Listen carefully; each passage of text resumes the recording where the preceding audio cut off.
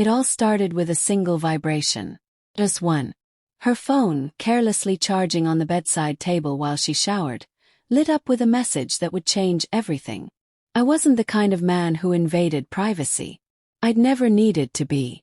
I trusted her. But something about the way the screen glowed in that dark room. It pulled at me, whispered a warning I couldn't ignore. The message was short, cruelly casual. He's still clueless. It's almost sad. My chest tightened. My breath caught. My fingers moved before my brain could stop them, unlocking the phone with ease. Her passcode hadn't changed in years. I wish I hadn't. But I did. The name on the message thread was Jay. Not a brother, not a coworker, not a friend. Well, the exchange that followed was unmistakably intimate. When can we have a whole night again? Soon, love. He's away for work next weekend. Don't feel guilty. He's earned this. And just like that, the ground beneath my life cracked open. The words blurred as I scrolled through a thread steeped in betrayal. Pictures, some taken in our home. Plans whispered behind my back. Laughter at my expense. One video stopped my hand cold.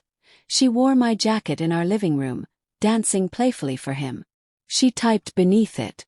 It's thrilling using him without him knowing. There it was. Not just infidelity. Contempt. She didn't simply cheat, she mocked me. Justified it with lines that cut like glass. He's too dull. Too submissive. No fire. I need a real man. And the worst. He's spineless. So I found someone who isn't. I sat in that room, my heart racing, hands trembling. But no tears came.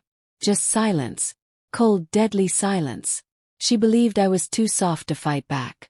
That I'd break, plead, maybe even blame myself. She thought I was the fool in her story. What she didn't realize was that the moment I read those words, I stopped being her husband.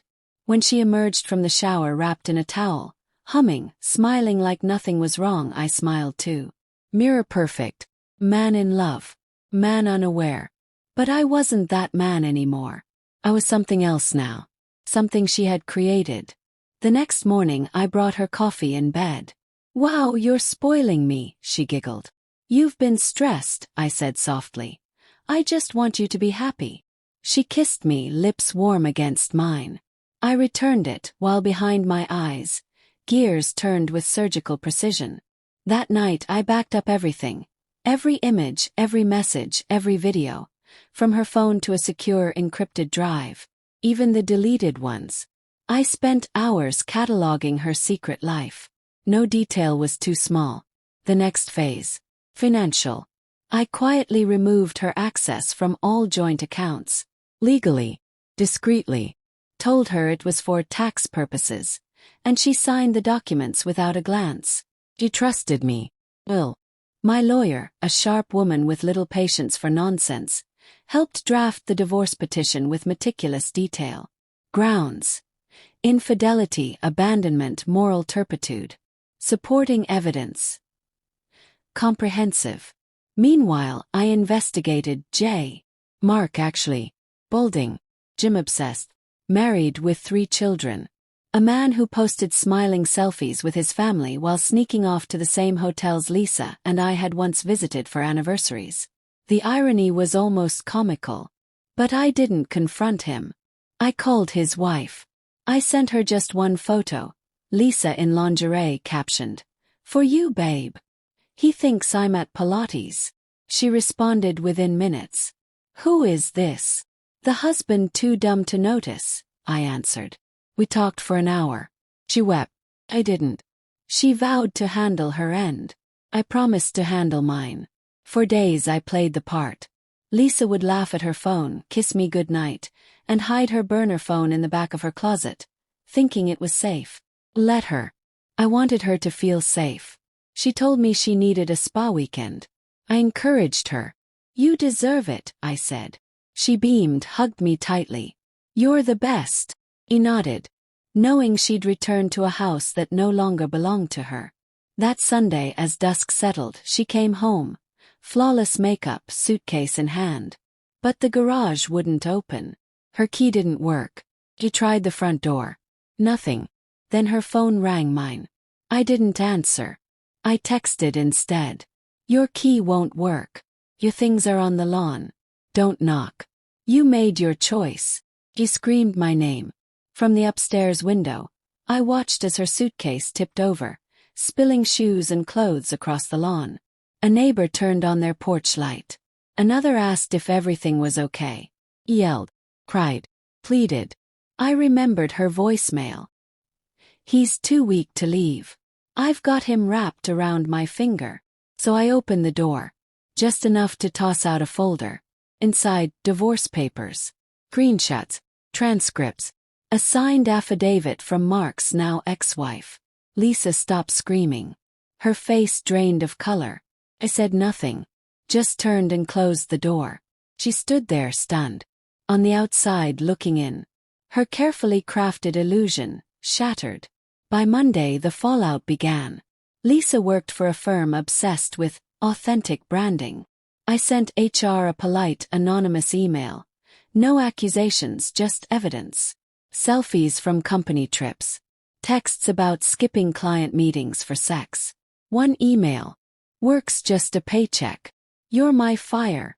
Within 48 hours she was placed on leave. Then quietly removed from the website.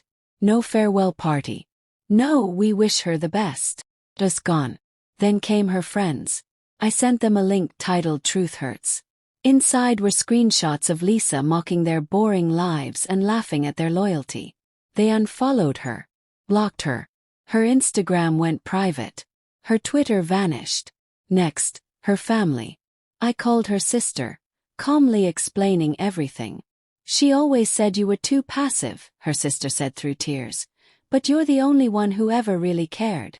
I emailed her parents the divorce papers. They never responded. But I knew they saw it when I received one final text from Lisa days later.